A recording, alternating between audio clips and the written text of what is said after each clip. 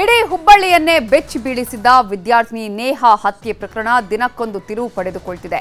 ಕೃತ್ಯ ನಡೆದ 8 ದಿನಗಳ ಬಳಿಕ ನೇಹಾ ನಿವಾಸಕ್ಕೆ ಸಿಎಂ ಭೇಟಿ ಕೊಟ್ಟು ಕುಟುಂಬಸ್ಥರಿಗೆ ಸಾಂತ್ವನ ಹೇಳಿದ್ದಾರೆ. ಸಿಎಂ ಮುಂದೆ ನೇಹಾ ಪೋಷಕರು ಕೇಳಿಕೊಂಡಿದ್ದೇನು, ಸಿದ್ದರಾಮಯ್ಯ ಕೊಟ್ಟ ಭರವಸೆ ಏನು, ಅದರ ಡೀಟೇಲ್ಸ್ ಇಲ್ಲಿದೆ.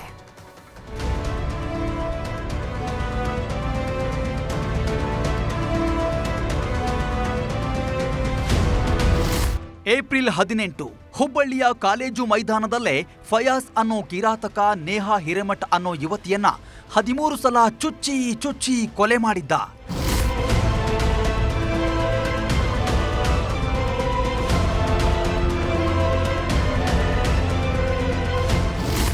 ನೇಹಾ ಕೊಲೆಯಾಗಿ 8 ದಿನಗಳಾಯಿತು. ಇವತ್ತು ಮುಖ್ಯಮಂತ್ರಿ ಸಿದ್ದರಾಮಯ್ಯ ನೇಹಾ ಮನೆಗೆ ಭೇಟಿ ಕೊಟ್ರು.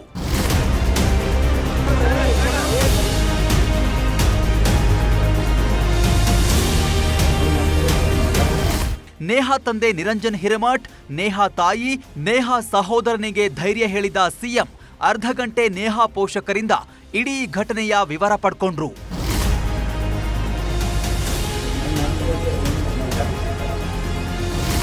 ಮುಖ್ಯಮಂತ್ರಿಗಳ ಜೊತೆ ಸಚಿವ ಎಚ್.ಕೆ. ಪಾಟೀಲ್, ಸಚಿವ ಸಂತೋಷ್ ಲಾಡ್ ಇದ್ರು.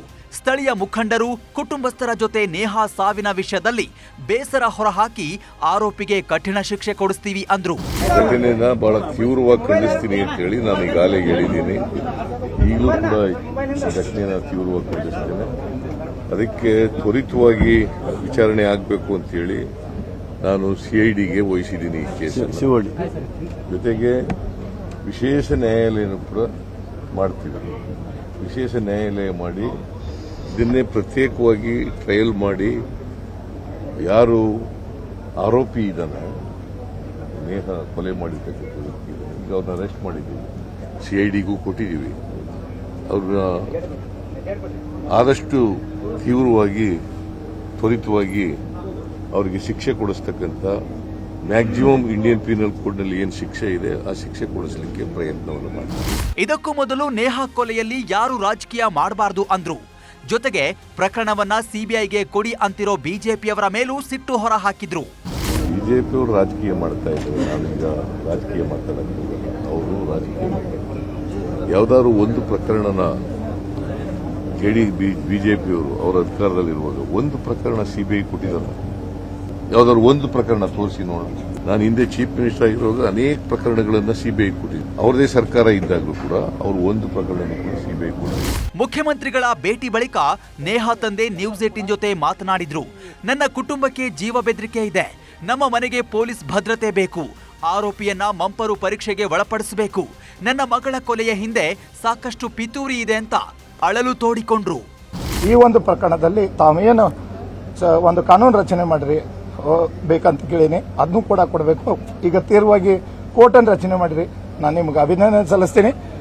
ಅದ್ರ ಜೊತೆಗೆ ಸಿಐಡಿ ಕೊಟ್ರಿ, ಅದನ್ನು ಕೂಡ ನನಗೆ ಸಂತೋಷ ತಂದಿದೆ. ಮುಖ್ಯಮಂತ್ರಿಗಳಲ್ಲಿ, ಕಾನೂನು ಸಚಿವರಲ್ಲಿ, ಎಲ್ಲಾ ಮಂತ್ರಿಮಂಡಲ ನಾವು ವಿನಂತಿ ಮಾಡ್ತೀನಿ, ಸರ್ಕಾರಕ್ಕೆ ವಿನಂತಿ ಮಾಡ್ತೀನಿ, ಎಲ್ಲಿವರೆಗೂ ಆ ಗಲ್ಲ ಶಿಕ್ಷೆ ಆಗೋದಿಲ್ಲ, ನಮ್ಮ ನ್ಯಾಯ ಕೊಡಿಸುವಂತ ಕೆಲಸ ಆಗಬೇಕು. ಇದು ಬೆನ್ನಿಗೆ ಈಗ ಬಂದಿರ್ರಿ. ನೇಹಾ ಕೊಲೆಯಾದ 8 ದಿನಗಳಿಂದಲೂ ನೇಹಾ ಮನೆಗೆ ರಾಜಕಾರಣಿಗಳ ದಂಡೇ ಬಂದು ಹೋಗ್ತಿದೆ. ನೇಹಾ ಕೊಲೆ ವಿಷಯದಲ್ಲಿ ರಾಜಕೀಯನೂ ಆಗ್ತಿದೆ. ಇವತ್ತು ಸಿಎಂ ಸಿದ್ದರಾಮಯ್ಯ ಭೇಟಿ ಕೊಟ್ಟಿದ್ದಾರೆ. ಆದಷ್ಟು ಬೇಗ ಆರೋಪಿಗಳಿಗೆ ಕಠಿಣ ಶಿಕ್ಷೆ ಆಗಬೇಕು ಅನ್ನೋದಷ್ಟೇ ಎಲ್ಲರ ಹೆಬ್ಬಯಕೆ. Bureau report, news 18 Kannada. ಕನ್ನಡಿಗರ ನೆಚ್ಚಿನ ನ್ಯೂಸ್ 18 ಕನ್ನಡ ಈಗ ವಾಟ್ಸ್ಆಪ್ನಲ್ಲೂ ಲಭ್ಯ.